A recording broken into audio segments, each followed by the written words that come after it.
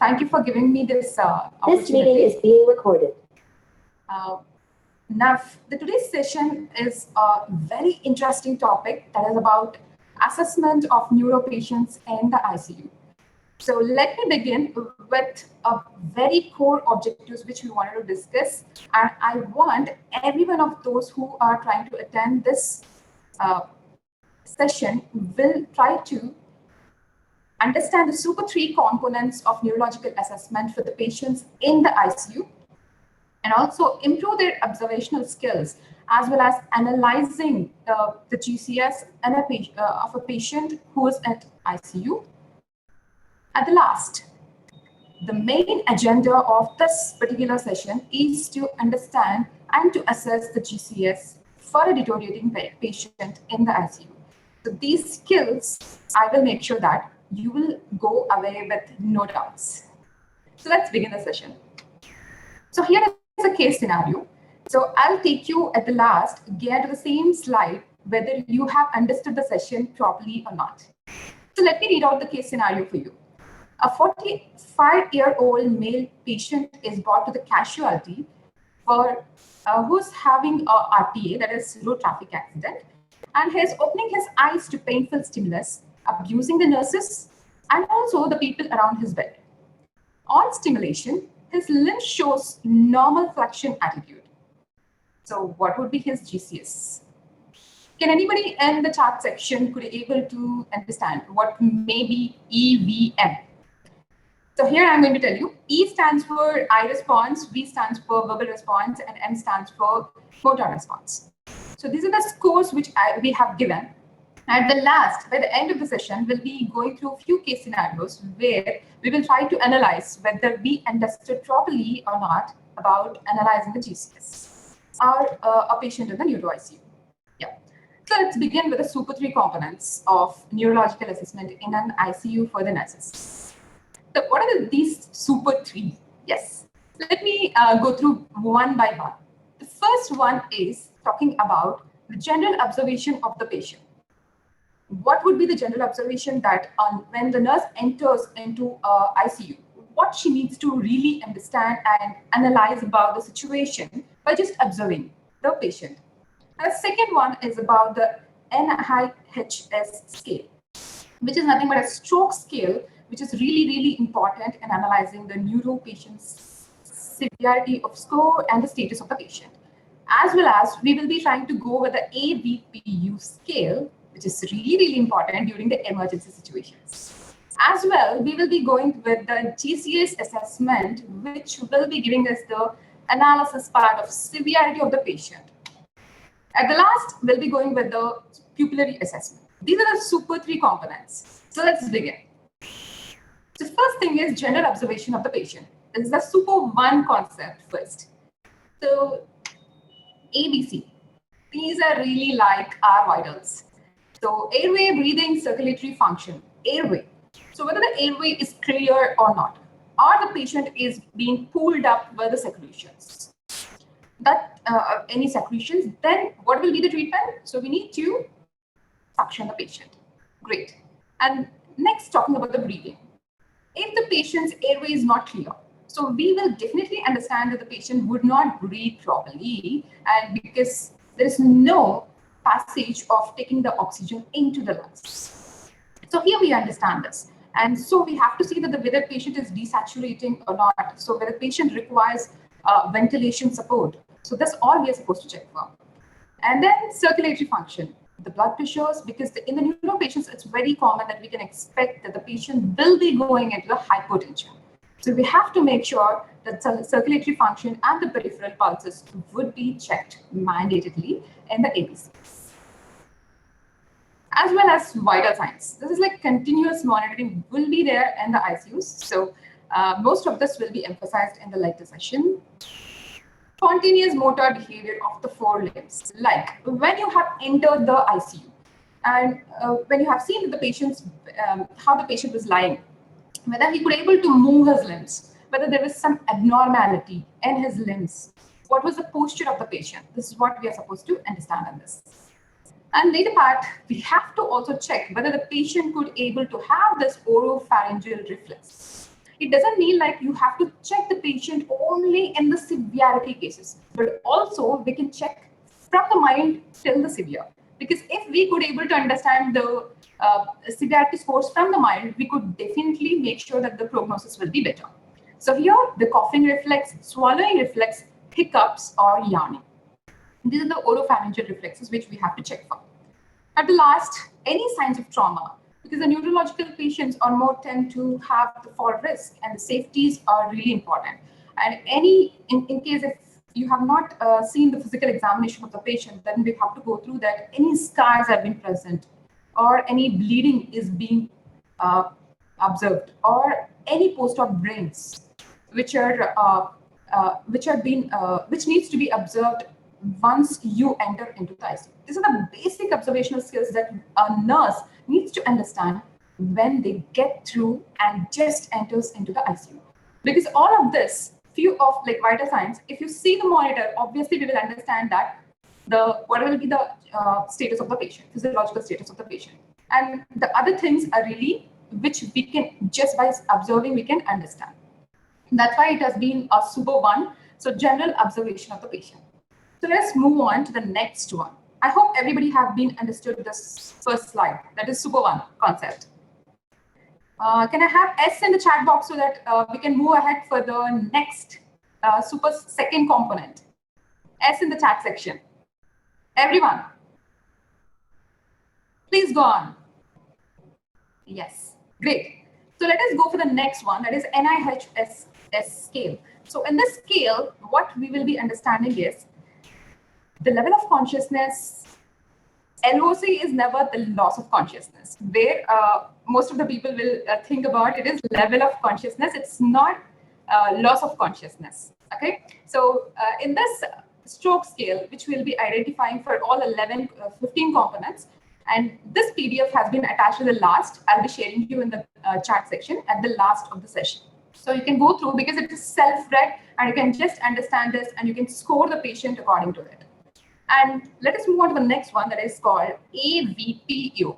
So A stands for alert, V stands for verbal, P stands for painful stimuli, and U stands for unresponse. So this is like just similar to the I response. So in the GCS, the first component is I response. In this I response, we'll be understanding about the AVPU. So in any emergency, we can just understand the level of consciousness of a patient by seeing this AVP. Alertness, but just, for example, you entered a patient room and the patient was spontaneously opening his eyes and just peeping here and there. So it says that the patient is alert.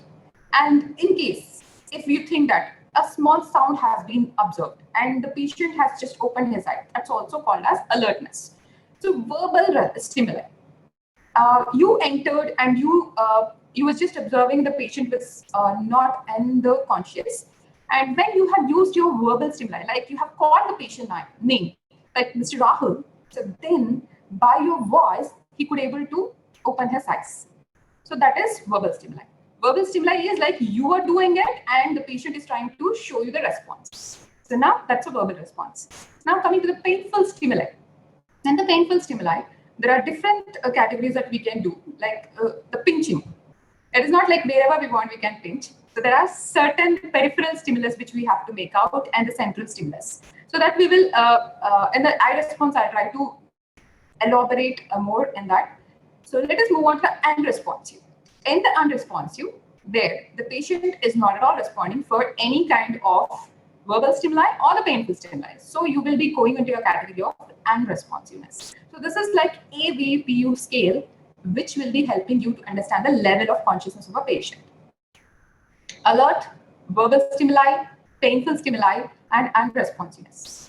I want everyone to write AVPU in the chat section if you have understood this. Before moving to the next one, I want everyone to type AVPU in the chat section so that I understand that nobody is sleeping. Yeah, great. So awesome. Now we are going to have the first component of IRIS in the GLASGOW COMA scale.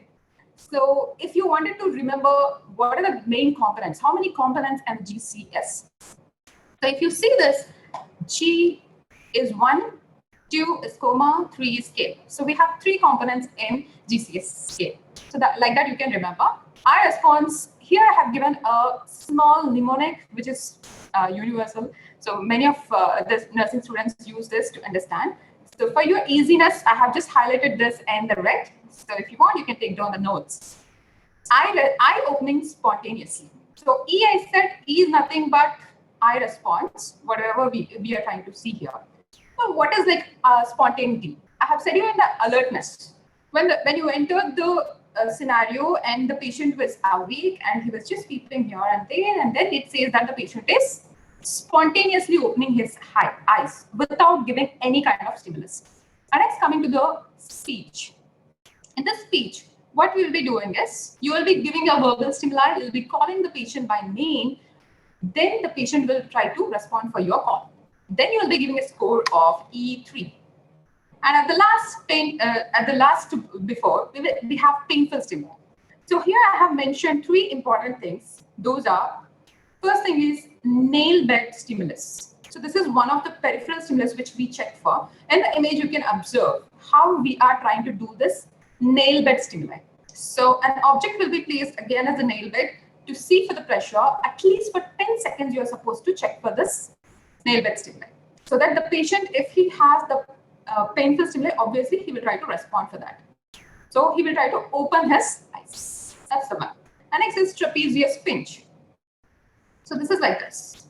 The trapezius pinch is nothing but between this neck and the shoulder joint, we have this sensitive area, which is a central stimuli, where you will be trying to pinch that particular part so that the person will try to respond. This is trapezius squeeze. Then orbital pressure. Orbital pressure is nothing but if the patient is any of this, you can perform. It is not that only one you are supposed to perform. It is like any of this you can perform.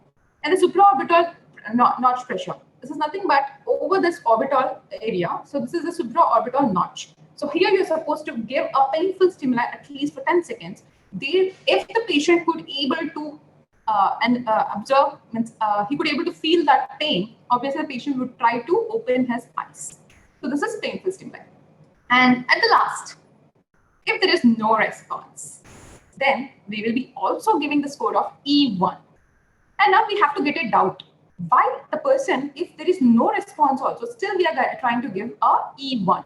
So the answer is, anybody in the session could able to answer this? Why E1? Okay, so E1 is because the patient is alive and he is having the signs of life. So we are trying to give the score of E1.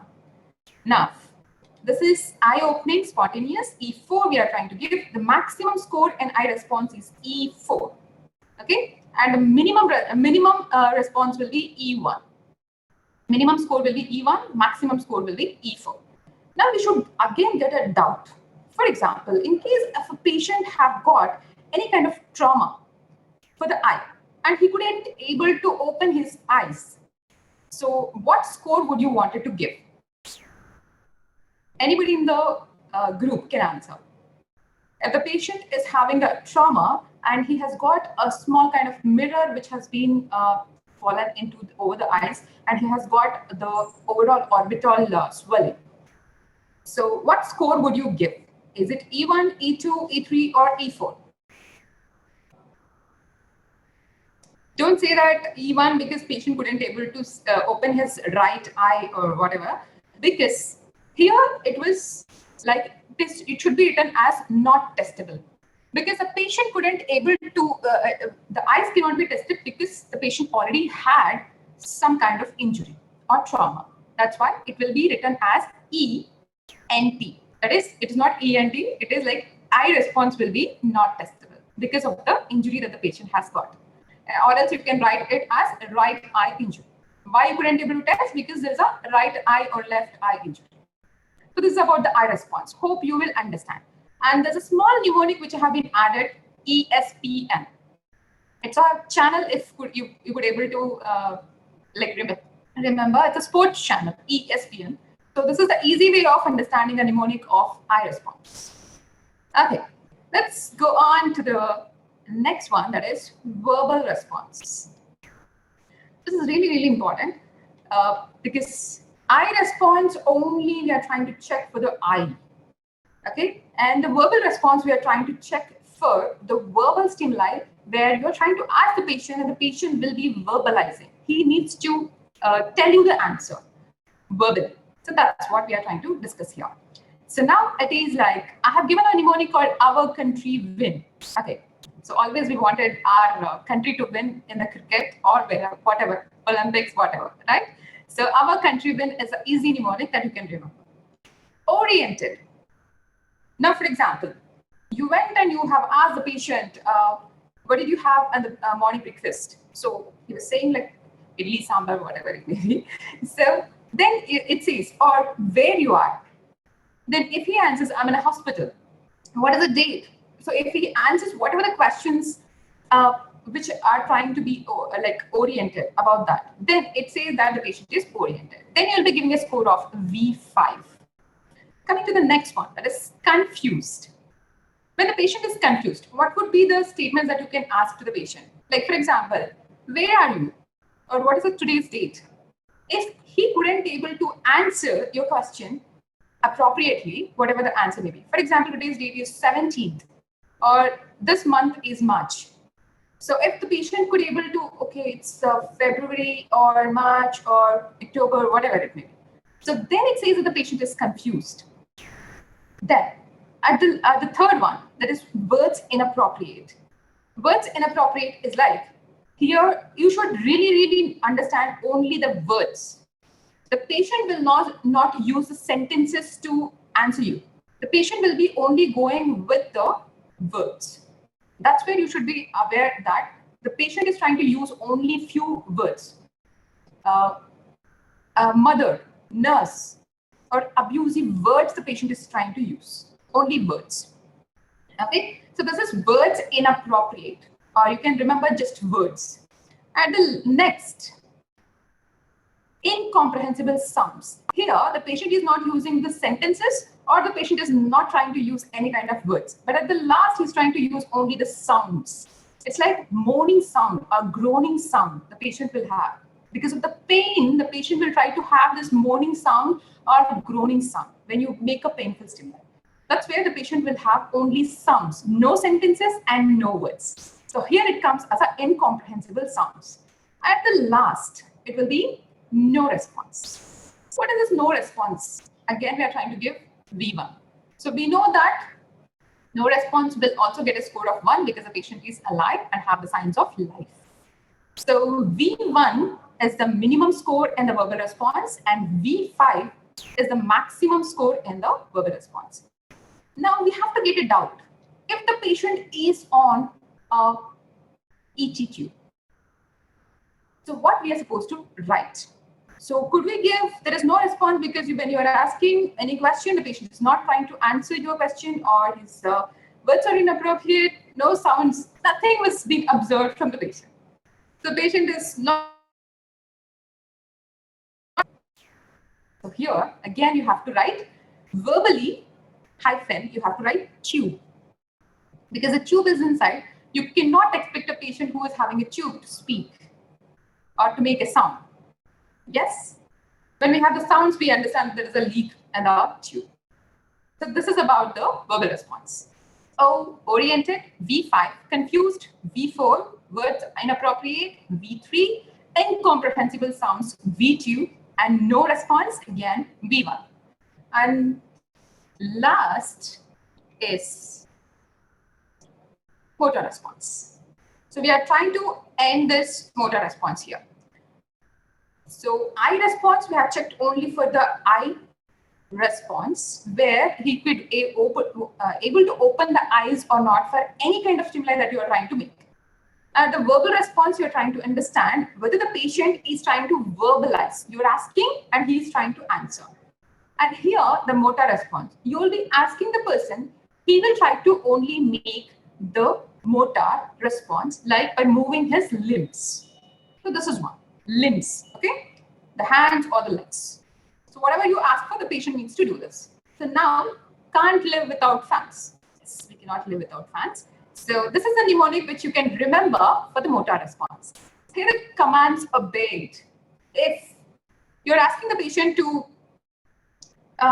lift his right hand so he could able to move it, or you are trying to ask him to move his great toe finger of the lower limb or the right limb, so obviously he's trying to do that, or he's trying to obey whatever the commands you're trying to ask for. You're asking to show him the 3 fingers, yes. So then it says that he's trying to obey for your commands.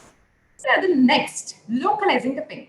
Most of the people gets confused here. The localizing pain, withdrawal to pain, flexion, abnormal extension, all this. So let us talk about the localizing pain. Now, for example, we learned about the trapezius pinch in the first initial part of eye response. So there are 3 important stimulus which we have discussed in the painful stimuli. One is nail bed pressure, second is trapezius pinch. So these are the important ones. So here what we are trying to do is, in the trapezius pinch, you made a pinch here. What the patient is trying to do is, he's trying to reach his hand and he's trying to localize that particular area, and he's trying to push your hands away. So that is nothing but localizing the pain. And now, for example, withdrawal to pain. What are the difference between localizing pain and withdrawal to pain? So localizing pain, the hand is being reached towards the stimulus. But whereas withdrawal to pain, you're trying to make a stimulus, but the patient couldn't able to reach the area. That is like withdrawal to pain. So he couldn't able to withdraw, means he's not unable to reach that particular point, but he is trying to flex his elbow. That is what you can observe in the withdrawal to pain. Then flexion abnormal, that's called decorticate position. You can see this. So flexion abnormal and abnormal extension. By the word itself, you can understand that flexion, which is abnormal, is also called as decorticate position, where you can observe in the picture here the adduction and both the limbs are being flexed, the upper limbs, and this is being extended. So this is what you can observe in the abnormal flexion to pain and abnormal extension to pain. Whatever the trapezius pinch you made, but still the patient could be able to do this flexion, that will be called as decorticate position. If it is extension, then it will be decerebrate position. So this is like M3 scoring, and if the patient is not responding for any of this, later part will be going for no response, that is E1, M1. So this is about the motor response. Hope you might have understood. I'll clear your doubts in the later session. The motor response is can't live without fans, commands obeyed, localizing the pain, withdrawal to pain, flexion abnormal, that is decorticate, extension abnormal, that is decerebrate, and then no response. So here is about all 3 components of GCS. One is eye response, verbal response, and motor response. So this is a complete picture. You can take a screenshot so that you can save it and understand. And when we are trying to do the case scenarios, you're supposed to tell me whether it is the same one or not. So whether you understood this or not, I'll try to see that at the last. So this is about the eye response, verbal response, and motor response. So we have completed our second part of second component. So now we are going to move on to the pupillary assessment. That is our super 3 component. Okay. Before going to that, I'm going to show you the severity scores of GCS. We have 3 important severity scores. In that, if it is more than or equal to 13, then it will be called as a mild score. What is the maximum score of all 3 components of GCS? Anybody in the chat section can answer. What is the maximum score of all 3 components of GCS? So you can just count it. The maximum score in the eye response is E4, and in the maximum response in verbal response is V5, and maximum of motor is M6. 6, 5, and 4, totally 15. So this is the maximum score of GCS is 15. The minimum score will be 3. Why? No response, if you see no response in E1, B1, and M1. Totally it is 3. The minimum and maximum score of all 3 components we are speaking. If you talk about each component, then it will be different. For eye response, the minimum will be E1, means E1 score, and 4 will be the maximum score. In verbal, 5 is the maximum score, 1 is the minimum score. Here, M1, minimum score is in the motor is 1 and maximum is 6. So there's a mild, moderate, and severity scores which have been represented. And the moderate will be going with 9 to 12 is called as moderate score, severity score, and severe, it will be less than 8, where the patient will be intubated. So at the last, we have to go with the best responses, the total score and response of the patient, which will be called as a best response. It's like 15 score will be always called as a best response. If the patient is comatose, then we'll be having the score of 8 or less than that. When the patient is into complete coma, then and totally unresponsive, then the score would be 3. So this is about the general, the total score and response of the patient of the GCS. So let us move ahead for pupillary assessment. That is a super 3 component. We are done with the 2 components. At the last, we are going with the pupillary assessment. So here in the pupillary assessment, we are going with PERLA. Assume it is this PERRLA will be the normal assessment of a patient.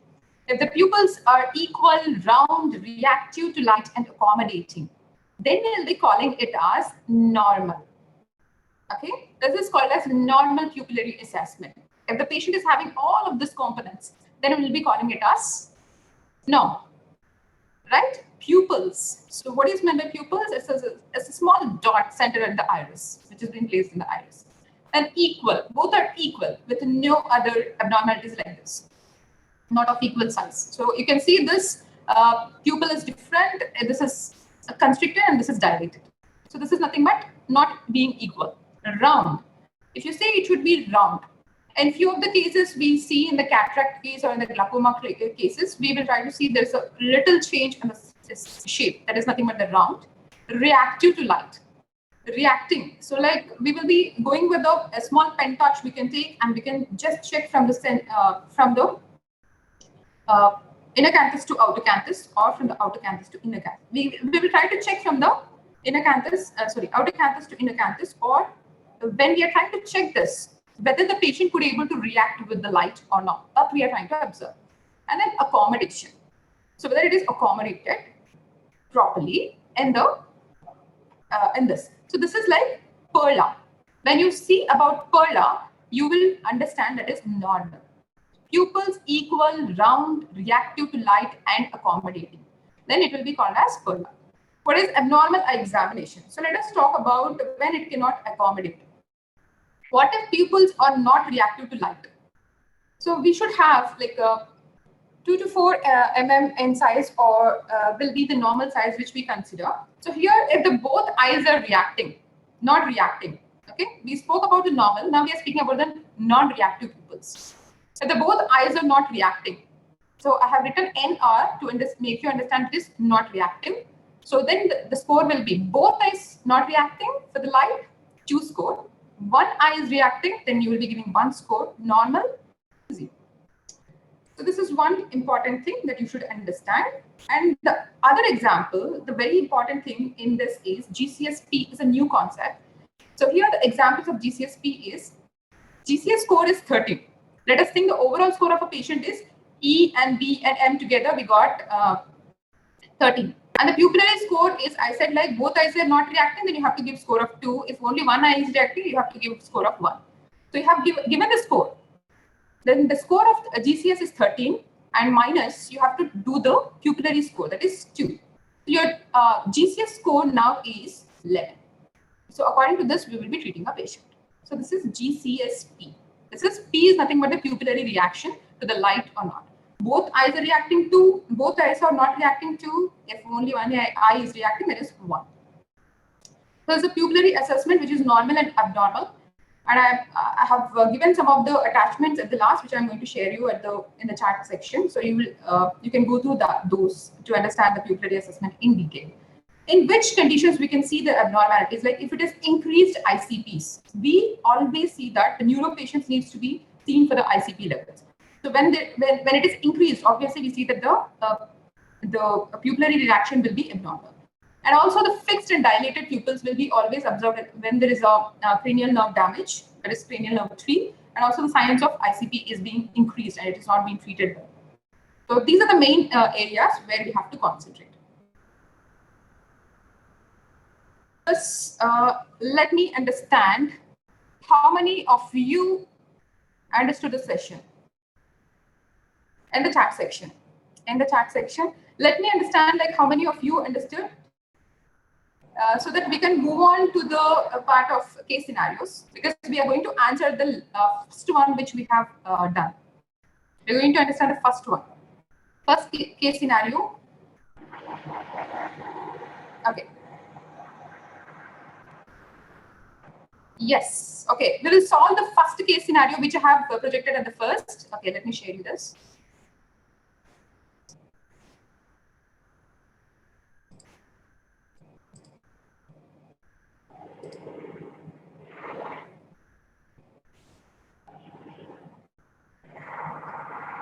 Okay.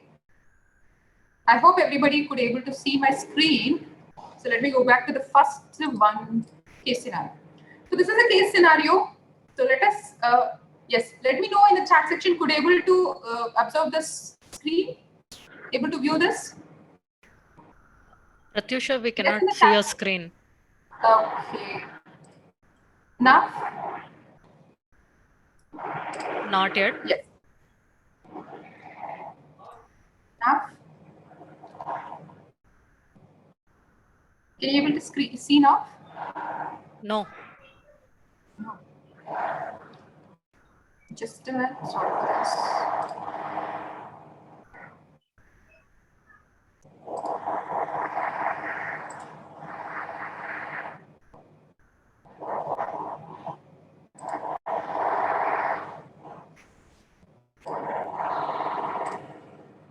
Can you able to see now? No, we cannot see the screen.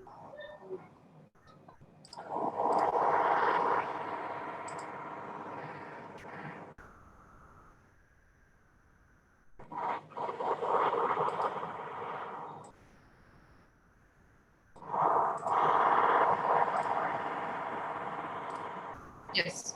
Yes. So this is a case scenario which we have discussed at the initial part. A 45-year-old male patient is brought to the casualty following the RTA. He is opening his eyes to painful stimulus, abusing the nurses and the people around his bed. On stimulation, his limbs shows normal flexion attitude. What is his GCS? Now, everybody can answer in your chat section, what is the score? What is the E score, what is the B score, and what is the M score? I'll give you 1 minute of time so that we can discuss. 1 second, like 5 seconds of time.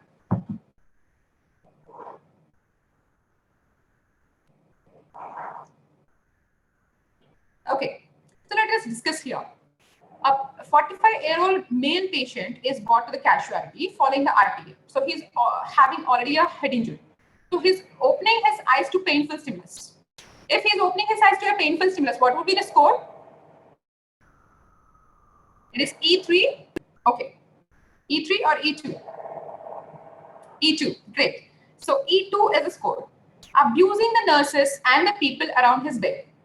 He's trying to use kind of words. Abusing is nothing but he's trying to use words. So here, what would be the score? What would be the score? If he's using words, then what would be the score? Okay, V3. V3 is the one which will be giving for the words, right? Enough. His limb shows normal flexion attitude. Okay, here is the pitfall. What is normal flexion? If he obeys, it is not the normal flexion. So it is like whenever you see the patient is trying to withdraw to pain, is trying to flex, that is called as normal flexion. It is not localizing the pain, but it is withdrawal to pain. Localizing pain is not that. Withdrawal to pain will be the M4, right? So this is the GCS score will be total of 9. Hope everybody might have understood. Because of the painful stimuli, we have given E2, where the patient is having a is responding to the painful stimuli. V3, because the patient is trying to use words for abusing. At M4 is like the patient is trying to localizing the pain. It's nothing but the normal flexion. So this is one. And the last super 3 components, okay. We are going just back to this. So now let us go with the case scenarios. So where you are supposed to solve this 3 case scenarios. Scenario 1. A 42-year male patient have his eyes open and looks at you while examining. He speaks normally and answers question appropriately. Follows commands like show me 2 fingers. What is the GCS score of the patient? For your easy understanding, I have given you the scores here so that you can take out the case scenario and take your book and write what is the GCS score of the patient. What is E and what is V and what is M? So let us solve this. A 42-year male patient have his eyes open and looks at you while examining. It's like spontaneously he's trying to open his eyes, because when you are trying to examine, he's trying to spontaneously open his eyes. So we will try to give a score of E4. He speaks normally and answers questions appropriately. He's trying to answer your questions appropriately. Then you are trying to give a score of V5, because whatever the questions you ask, he's trying to answer, means he's oriented. So we are trying to give the score of V5. At the last, we are trying to go for a follows commands like show me 2 fingers. So here we are trying to go for a score of M6. Because when I asked, the patient is trying to show his 2 fingers. Then he's trying to obey my commands. So E4, V5 and M6. The total will be, what is the score? Yes, the GCS score is 50. Means the patient is normal and he is spontaneous. It's the best response in the GCS score. So let us go for the next scenario. A 50-year-old female... Pratyusha, sorry to interrupt you. The audience is not able to see the case scenario. Would you skip the slide? This is the one? No, it's still, it's hung up on the first slide which you showed, the previous first case scenario. Okay. Can you be able to see now? The case scenario 1? No, after the second case scenario, you need to go to the third one, right? The one you were just discussing right now. Yes. I'm trying to discuss after first one, I'm trying to go for the second one. Could you be able to see my screen, ma'am? Yes, I could see your screen, but the case scenario? It is case scenario 1, practice exercises for calculating the GCS. Okay, yes. Go ahead. So this is what we have discussed. A 42-year-old male patient have his eyes open and looks at you while examining. So then he speaks normally and answers questions appropriately and follows the commands when you ask to show the fingers. Means everything is spontaneous here. Eyes are like he's trying to open his eyes and looking at you when you're trying to speak to the patient, and he was trying to answer the normally questions, whatever you pose at, and then the commands are also being obeyed. To show the 2 fingers, he's trying to show that. So that we have marked the E4, V5 and M6. The total score is 15. So this is the total score. Let us go for the second scenario. And I want everyone to answer this. Hope everyone could able to see this case scenario 2. A 50-year-old female keeps her eyes closed. So she's trying to close her eyes even if someone pinches. So there is a painful stimulus, still she's trying to close her eyes. So we are trying to go for a painful stimuli, that is E2. So we have given some stimulus of pain, but still there was no response. So that's why we are trying to give a score of E2. There is I response was not being there. Sorry, I response was there when we have given a painful stimuli. She will groan in response to being pinched, but will not say any recognizable words. So please don't go fall into the pit, because here the not say any recognizable words means they are not using words, but they are using sounds. No recognizable words are nothing but sounds. Okay, So she's trying to groan or moan, and she's only making the sounds. So the score will be V2. She doesn't follow your commands, but when you pinch, takes her hand away. She's not oriented. She's not trying to obey your commands, but what she's trying to do, when you're trying to pinch, she's trying to take her hand away. Means she's trying to withdraw to the pain. She's trying to flex, but she is unable to push your hand away. So that's why it is so clear. She's not trying to push away, but she's trying to reach, but trying to flex. Couldn't able to reach the area where you're trying to give the stimulus. So the score will be 9. So E2, M5, E2, V2, and M5. So totally the score will be, it is M4, score will be 8.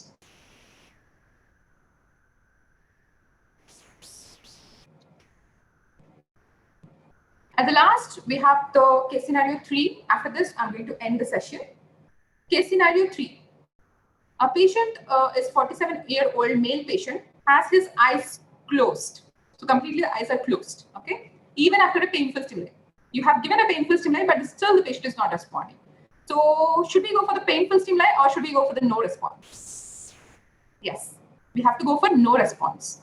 Patient has his eyes closed because he's not opening the eyes even to the stimulus. So we are trying to give E1. Patient didn't answer questions when asked, and he groans or yells, but doesn't say any recognizable words. His groaning is only making sounds or yelling, but he couldn't able to use any kind of words which you can recognize, right? Then it will be scored as V2. At the last, motor response. Doesn't follow your commands. When pinched, brings his closed fist up to lie beside one another, top of your sternum. So this is like both of the arms are being flexed and it is trying to be, the fists are being closed and it is towards the sternum. So it is like decorticate position. So here we are trying to go for a score of M3. So like E1, V2 and M3. This is our answer and the total score will be 6. So there is not a good score of GCS. So this is about all 3 case scenarios. Hope you might have enjoyed the session. Now we should get a doubt. For example, what if the scores are same but the components of the scores are different? What is this? Okay, let me clear your doubt. For instance, E2, V5, M5.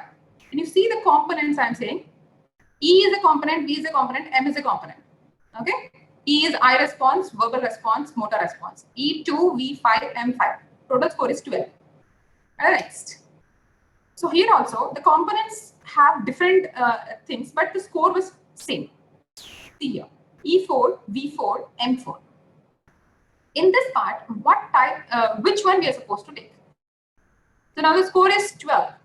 Okay, so you may have a different kind. Like the components will have a different scores, but your score is 12. It doesn't say that the other components are good and the patient's severity is less. So it depends upon the component which the patient is trying to score. So here we have to take the best response and we have to go for that. So if the patient is having M5, if the scores are equal like this, then you have to always see for, don't see for E and V, but we have to see mostly for the motor response of the patient. So here the patient's best response is 5, isn't it? Than 4. So we are trying to give the best one for this. It is like a comparison. See, for one patient, you have seen a 12 score with the different components of E2. But here is the patient, other patient, B patient is having E4. V5, but here V4. M5 for one patient, patient B is having M4. So this is how you can able to understand. And in this particular situation, you have to take the best response of motor. So there you can able to understand the situation or the scenario and analyze the situation. So here I'm going to give you, in the chat section, I'm going to place this, where you can go through this particular quiz of GCS, which is online, and you can submit. It's a very simple one. If you could have understood and just go through this forms and whatever the answers, the summary has been given in that. After you submit, you will get the scores of yours and you can analyze why this was the answer. And you can also download this stroke scale, which I have initially told you. And then GlasgowComaScale.org is there. You can just go through this. I'm going to put all this into the chat section so that you can just download and you can view those particular websites which are really useful for you to understand the neuro assessment. And please don't forget to go with this www.glasgowcomascale.org, because in that there's a video depiction how you are supposed to analyze the neuro patient. And there is a quiz also in that, apart from this quiz which I have made for you. So make sure that you will do this mandatorily, then you will really understand what is GCS or what you are supposed to do, especially when you are trying to care for a neuro patient. That is like when you're trying to assess the patient in the neuro ICU. So here I'm going to end, and it's really awesome. Before that, I just wanted the audience to ask me the doubts if you have any. I'm going to stop the sharing so that you can ask me the doubts.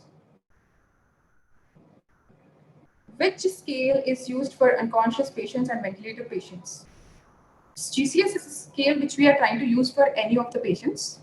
Well, I would like to interrupt Pratyusha. So actually for unconscious and intubated patient, you use the 4 score. There is another score called the 4 score, where you use the eye, the motor response, the brainstem reflexes, and the respiration to assess the intubated patient. So 4 score is used for that. Well, that was an elaborate discussion on the GCS and pupillary reflexes. That was nice. But I would like to tell all the participants that apart from just checking the GCS and pupillary reactions and all that, what would you do if a patient is already admitted to the ICU and you are handed over that case to you? So a simple thing is you have to do the head to toe examination. First, as soon as you go and see your patient, check whether all the monitors are attached or not. Yes, that's the most important thing. So before you touch the patient, yes, the hand hygiene, definitely all the steps, and then you go ahead starting from the head. So what do you look at the head part? So if any post-op case is there, yes, you look at it, the surgical drains, how much is the collection, or if there's any extravascular drain for a patient who has hydrocephalus, or they have to drain the CSF. Yes, at what height it is placed, how is the dressing, how is the surgical flap. So these are the important things which you need to look at. How is the surgical scar? Is there any gaping of the wound? Is there any hematoma collection there? Any oozing from the site? Is the flap tense? Sometimes the sisters are definitely able to catch that if the flap is tense, apart from your regular intensivist who can examine from head to toe. Coming to the next thing, once you come down from head, yes, go to the pupils. As Pratyusha has already rightly pointed, the size reaction of the pupils. Definitely, all the critical care charts have the pupillary chart, where you see the different sizes of pupils and what is the scoring for the pupillary size. Then coming down to the nose, Ryle's tube. So the most important thing every day, most of us forget to say is you have to recheck the and confirm the position of the Ryle's tube. If your patient was irritable, or if he has pulled out and it was reintroduced again, yes, you have to definitely check the position before you start the feed. So the checking could be either through confirming through the chest x-ray, or you can follow it with your doctor who is able to listen to the sound once you give the flush pressure and auscultate it at the epigastrium. Then coming to the oral. So the position of the endotracheal tube there. So what length it was fixed. See, all the critical care charts or the notes in our files show where the ET tube was actually fixed when the patient was intubated. So that length should always be checked at what length it was fixed. You can take the help of your respiratory therapist for that. See the cuff pressure. The minimum cuff pressure which should be maintained is 25 to 30 centimeters of water. Then, are there any secretions in the tube? And as you know, all your VAB bundles. So I hope everybody has that WAP score. You need to write what is the bundle, whether you have uh, elevated the head and position, you have cleaned your hands, any sedation, vacation, all the entire components of the WAP bundle. Then coming to the neck part, where you check the central venous lines there, if you have any.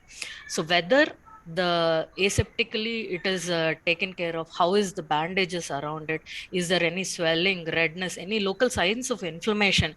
How are the ports, whether they're flushed, whether they have blood in the ports? So all that you need to check, which is very important to prevent any infection through the central lines. Then coming to the chest, how is the pattern of the breathing is important. So as you have seen, everyone as soon as we enter the ICU, when we are examining the chest, we check the abdomen.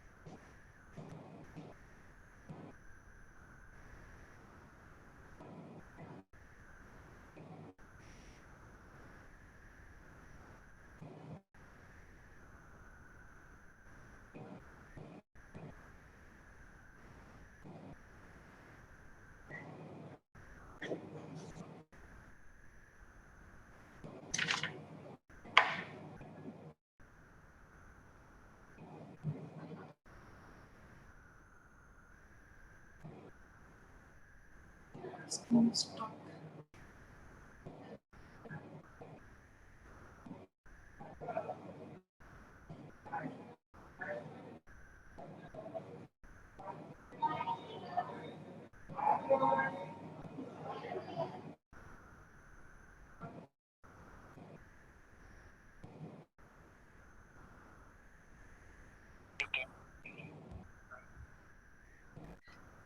uh, yeah, sorry for the interruption. So after that, you check the abdomen. So why is abdomen important? All our patients are having Ryle's tube. Any neuro patient, mostly we see that all the patients are having a Ryle's tube, and whether they're tolerating the feed or not. Are there any surgical scars there? So when we have any craniectomy patients, sometimes the neurosurgeons, they put in the bone flap in the abdomen and suture it there. So whether the dressing is appropriate or not, whether any hematoma collection is there, because sometimes we might have patients who have some bleeding issues and some hematoma collection. So definitely yes, you need to watch the abdomen too. Then coming to the upper limbs, where you have sometimes all the ventilator patients might be having arterial lines or IV can.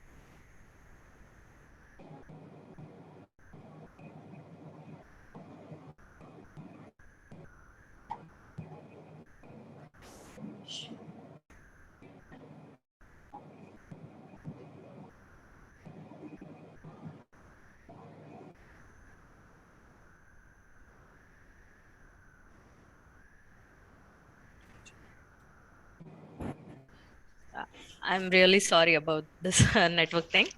So yeah, so we need to check about the vasopressors, analgesics, all the syringe pumps. We tend to have a lot of syringe pumps beside the neuro patient. So whether they're properly being delivered, whether properly they're labeled, any muscle paralytics are being given, all that checking, yes, it's most important part.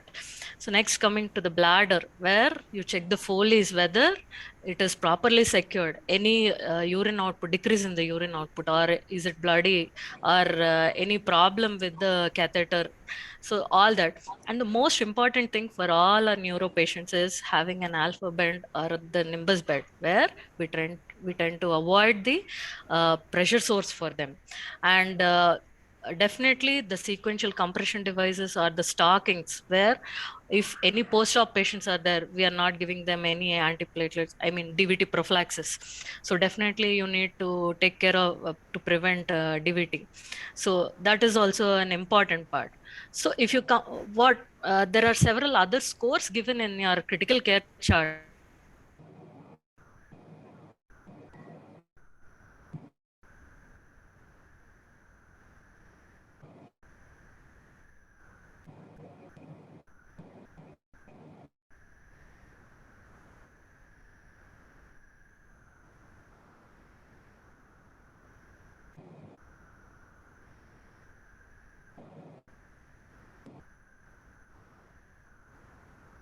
definitely you need to monitor the blood pressure.